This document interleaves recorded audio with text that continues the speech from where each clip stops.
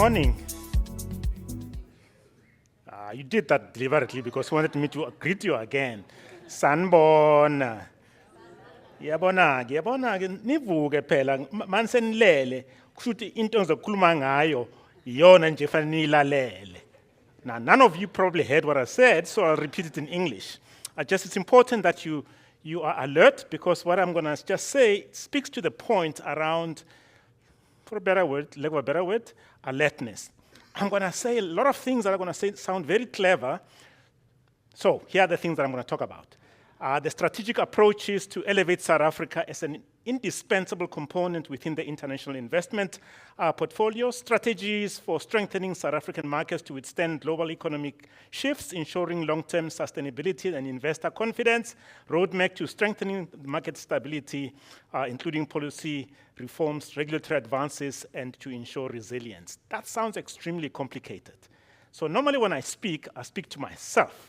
And I know that when I speak to myself, I like to simplify things. So when I finish and you want to remember what I said, this is what I think you should remember. Probably three things. First one is that there are no special rules for me. There are no special rules for you. There are no special rules for the JSE. There are no special rules for South Africa. Attractiveness. We must make ourselves attractive to other people. And those rules apply to every other country, it applies to every other individual, it applies to every other market out there. If you don't put in the perfume, you don't sit before the mirror and titivate and make all those lips look glossy and attractive, nobody is going to be interested in you. That's the fact of life. So that's the first thing I want you to remember. Having done that, the other important thing that's important to remember is that nobody cares about me. Even the people who invited me today, the only reason that they cared about me is because first they wanted to come and deliver something. I had to produce the goods, which hopefully in the next 18 minutes and so seconds, I will be able to deliver the goods. If I can't deliver any goods, nobody's going to be interested to me to come and stand in front of you. So I have a big job. I need to deliver. Otherwise called, we need to produce something, either a good or a service or something else. That rule applies to everybody. It applies to me as an individual. It applies to you as individuals. It applies to the JSE. It applies to the country. If we're not producing something that somebody wants, nobody will invite me to come and speak. Right? It's not very complicated, right? And then, of course, to remember that I'm not the only one. So I can speak about everything about myself, but I know for a fact that there's a lot of other people who are very competent of actually speaking that you could have invited those people to come and speak, but you chose me. So why did you choose me? Because I look prettier than everybody else. No, not because I'm pretty, because I'm gray. People think because I'm gray, I'm a little bit wiser than everybody else, and the hair is missing, so they assume that you know something. But that belief is important. But it must be translated to the goods, because if it's simply a belief, and I come here and I don't deliver, then there's a problem, right? Now, here's the thing. How many of you are married, have a spouse, not married, have a partner, a long-term friend? Please do raise your hand if you do. No, don't be shy. Nobody. I want the camera to look at you so that everybody sees. I says, that one is already taken.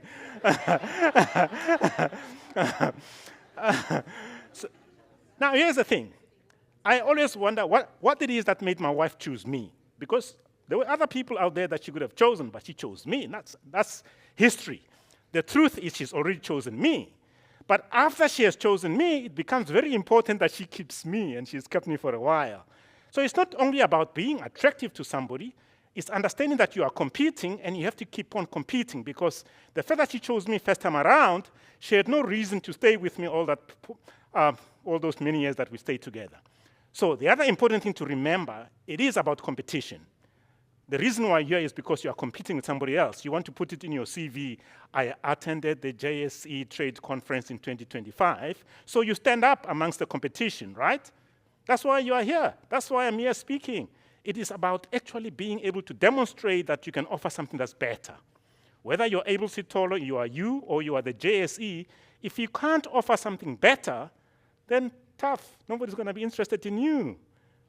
Right? If we as a country are not going to offer anything better, tough. Nobody's going to be interested in us.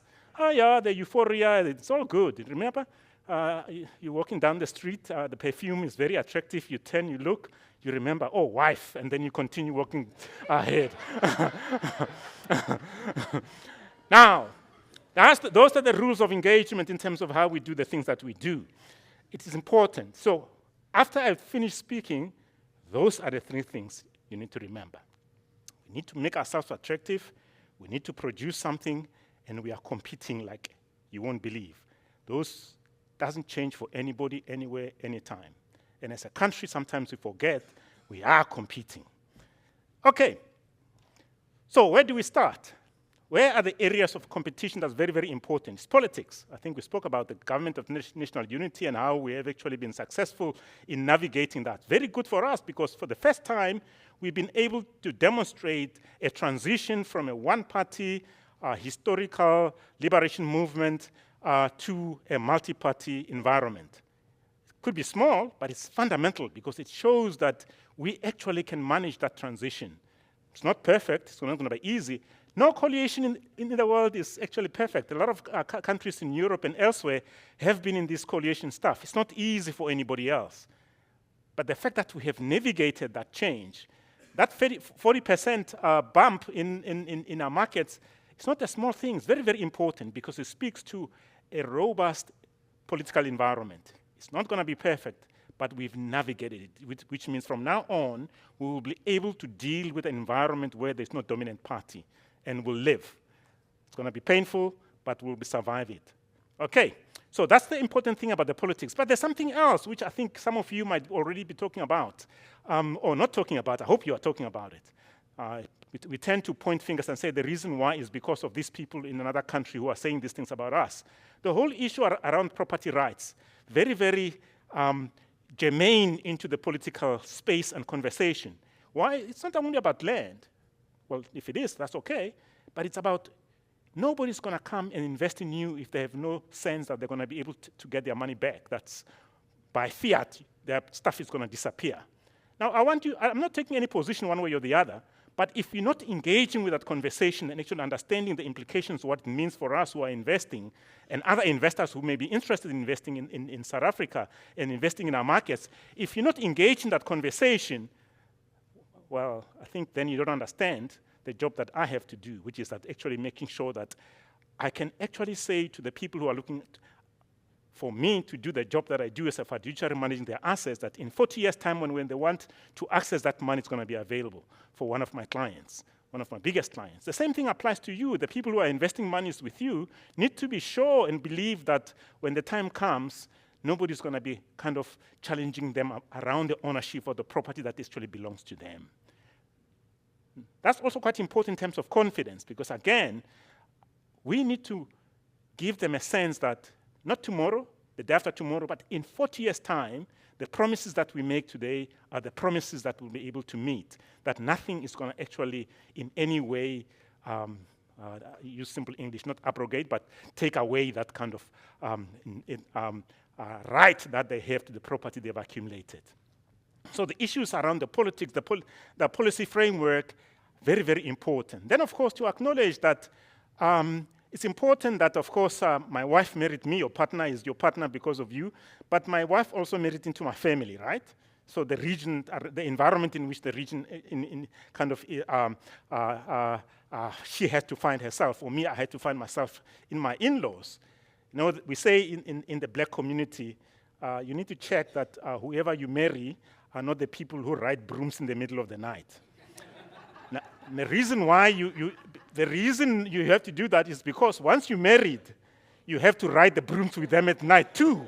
So that's important, that you actually understand the environment in which you understand. So the fact that we are in this continent and in the region that we are in is very, very important. And how do we actually use that fact for the benefit of ourselves as individuals, the benefit of ourselves as a market becomes important, and as a country. At one stage, South Africa used to be known as the gateway into Africa, into the continent. Are we still known as that?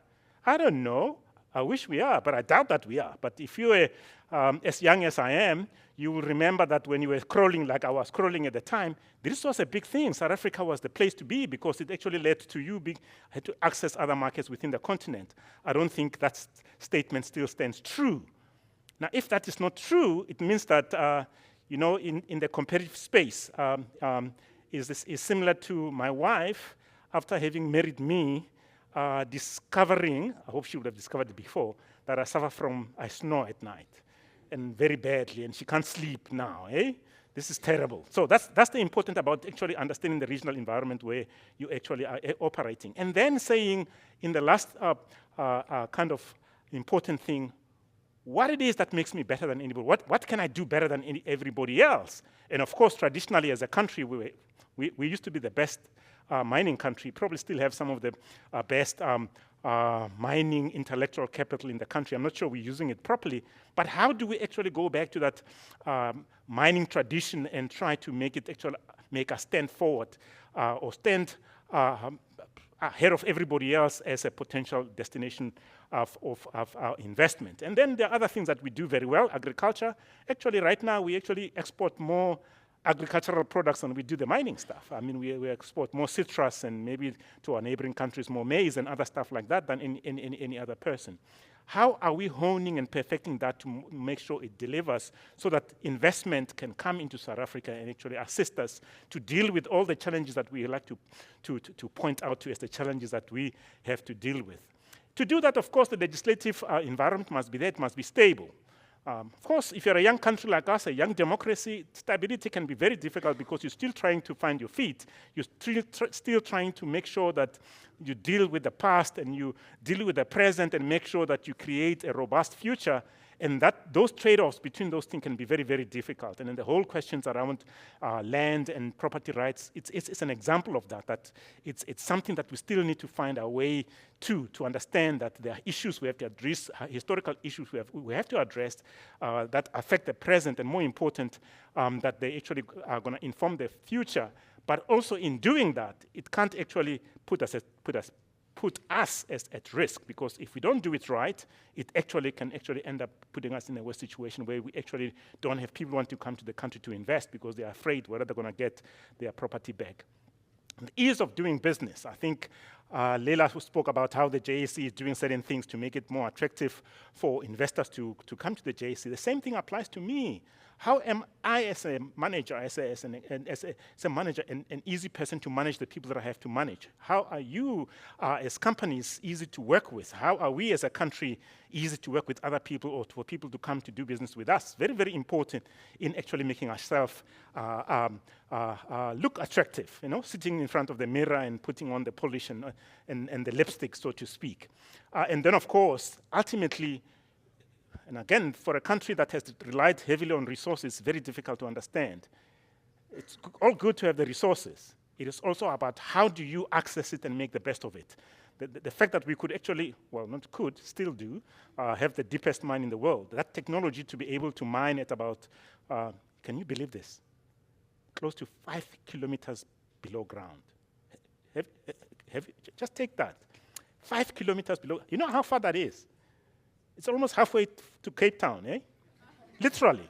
That's how deep it is. But you can get people to actually work there. Close to the core of the earth. You know how hot it is out there? To get the cooling processes, the breathing processes to actually function properly at that depth takes some ingenuity. So we're good at something. Well, I think we're good at a lot of things, and we still are. But if we are not innovating, if you're not starting new things, nobody's going to want to invest in South Africa and be interested in doing anything with us.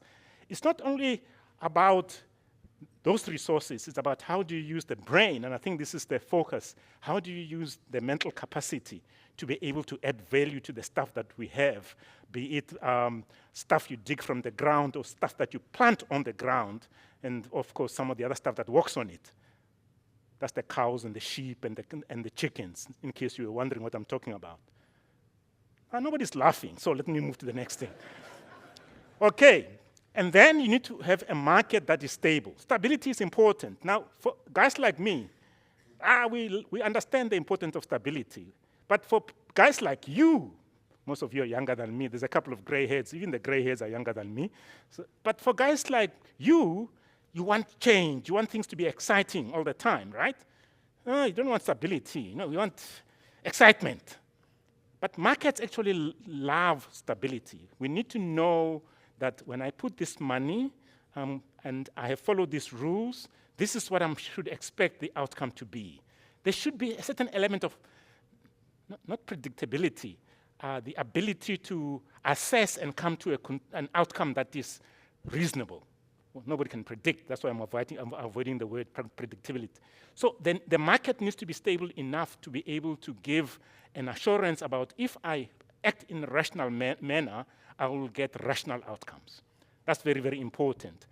And then, of course, I think the reality is that there are certain things that we are doing as a country to try and actually get ourselves moving. And at the national level, most of you know about operational Vulindlela, trying to say what are the structural reforms that are required to be actually implemented to create an environment that makes us attractive. And more important, makes us, those of us who are investing in the market, to continue doing so, and those that come to continue to come. So you don't want them coming and going at all times. Very, very important. I spoke about issues of stability. I'm not going to repeat that. And of course, I spoke about the fact that we need to take advantage. I spoke about us being the gateway into the continent, which I don't think we are. We need to get back to that stage where we actually are the gateway. And gateway in terms of, for lack of a better word, exporting goods, services, brain power, all that kind of stuff into the continent. Number one, for our benefit, but also for the benefit of the continent in totality. And then, of course, the other important thing is that to remain competitive. I told you this word competitive is going to show up quite often in what I wanted to say. Now, having said that, some of you might know, I had a stint as an academic once. They say, at the beginning, you tell them what you were going to tell them, then you tell them what you're going to tell them, and then the final thing that you must do is you'll tell them what you told them. So now I'm going to tell you what I told you. In closing, this, again, are the things that I want us to remember. And I know you know them, so that's why it's a reminder. Because as South Africans, we've become, to I don't know why, a state where we believe we are owed favors by whoever. Whether it's me thinking I'm owed favors by the PIC, whether it's you believing that you're owed favors by your employer, nobody owes us any favors. Nobody. No country out there is looking out for South Africa. I can tell you that. All countries are looking out for themselves. So we need to look after ourselves in the same way that we need to look after ourselves as individuals. So we as a country need to do the exercise that some of you do every morning. Sit in front of the mirror and put on the lipstick and comb the hair so that we look attractive to the next person. Well, in the same process, put on the deodorant so you smell good for the rest of the day. That's also quite important. And again, that latter part is more important because it is what is required from a sustainability perspective, because once the money has come in, you want it to stay for the longest time that it can potentially stay, number one. Number two, you're not alone. JSE, Abel, Sithole, South Africa. There are other people competing just like you. They wake up in the morning, they sit in front of the mirror, they do exactly the same thing that you do. So your lipstick better be better than the other people's lipstick. Your deodorant better smell better than the other people's deodorant. Thank you very much. So that's the important thing. Then, the last thing. All that doesn't matter. What is it that you're offering that somebody else wants and is better than something that can get from somebody else? What are you producing? Real products. Whether those products are things you can touch, whether those products are services you can provide, whether those products are contribution in terms of, sometimes that we don't realize it's very important, our artistic capabilities, music, art, whatever it is that you are producing, could be shows, whatever it is. Most of you go to the Baxter, you go watch an outfit from Australia pretending to be ABBA, right? How many of you did that? Lots of you. But it's a production, and you paid money to go and see it. But the important thing is you are delivering a value that somebody is prepared to pay for. And that's what's going to keep us competitive, and that's what's going to make us attractive as a country in this instance, and as a market from a JSE perspective, and as an individual, I hope to keep my wife. Thank you very much. So I was saying please don't go as yet, because your last slide was questions and answers. Yes. And there were no questions that came through the WhatsApp line, so I imagine that we're dealing with a lot of old souls in the room who like to do things the traditional way. And so are there any questions for Mr. Sithole that you'd like to probe him on before he does officially exit the stage? Okay, so maybe let me warm you guys up, because I noticed that when you asked how many partnered people are in the room, the minority actually raised their hands. So for me, that spoke to opportunity. So what? So you spoke about lipstick a lot and lip gloss. What's the right lipstick and the right lip gloss and the perfume to attract the opportunity in the room? No? No. That's No, I do have the answer. And it is an important, you can do all that I said, but you have to put yourself out there. okay. Yeah. Okay. Okay. It's called marketing. Okay. I think for me, I'm really just interested, I mean, as the PIC, what you are thinking about this new world order right now, the risks that are emanating, what this ultimately means for us here as South Africa. Most of the people here know what their job description is. Sure. Their job description is short: monetize risk. So the minute somebody says risk, you say opportunity, and the ability to actually find a way to make a return out of that process. So instead of focusing on what are the risks, is to say, but how do we convert the risk into opportunities that make sense for us, that actually become more attractive for us? What I've been amazed is that while you can talk about what particular country and one particular individual saying certain things, it's amazing how other people have taken South Africa into the fold, and almost to negate what the other party is saying. So this door gets closed, I think another door is opening, and we should be saying, how do we actually make sure we open it wider and try to take advantage of that? And if you want to be more specific, the president of the United States could be saying and behaving in a particular way. The European Union is behaving and acting in a different way that says, almost like a hand protecting South Africa.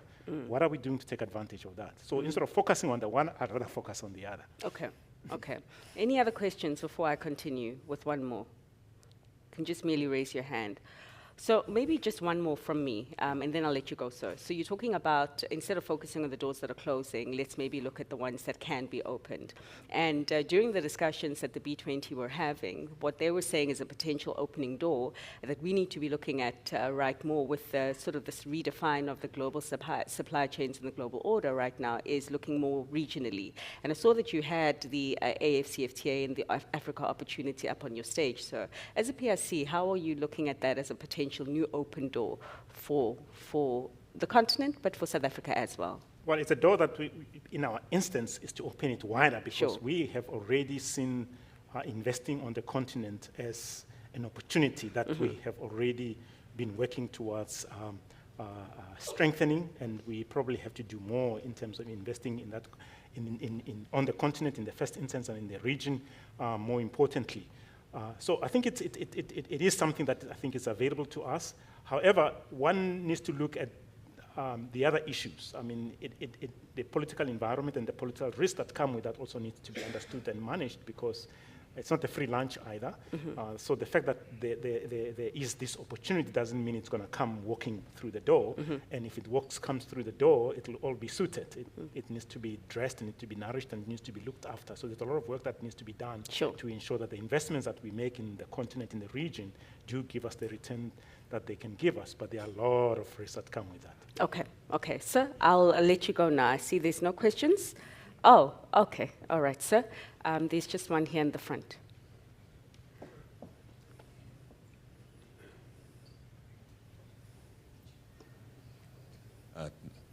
Well done for being the brave soul that asked the very first question for the event.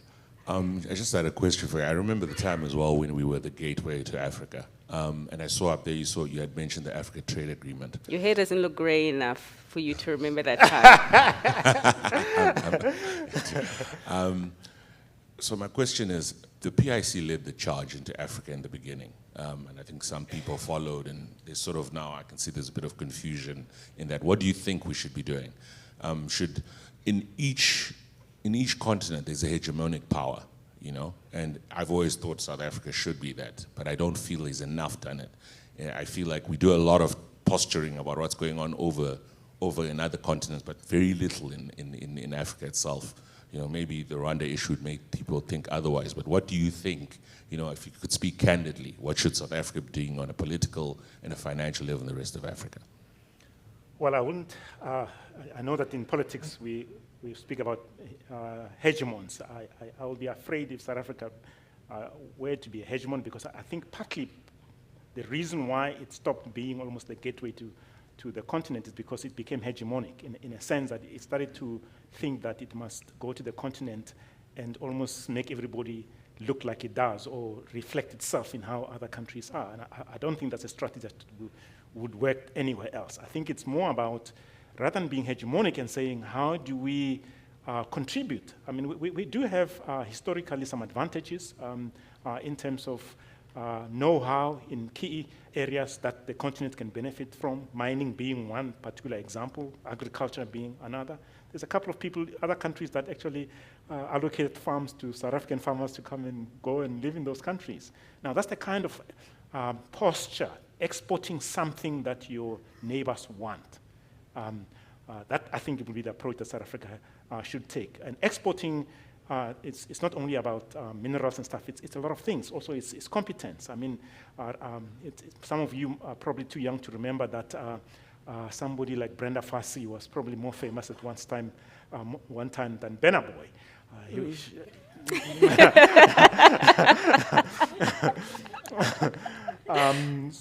But now, you are most likely to know more Nigerian artists in the popular music sphere than you would South African ones. And of course, Nollywood is almost eclipsed South Africa in terms of creativity and expertise as one area.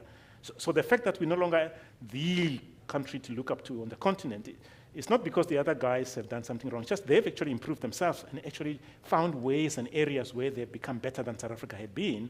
And of course, that eclipses South Africa in a sense. And I think another country on the western side of the globe is experiencing that situation, that it's being overtaken. It's not only because the other one on the eastern part of the globe is doing anything to challenge the other one, it is just becoming better than the other country.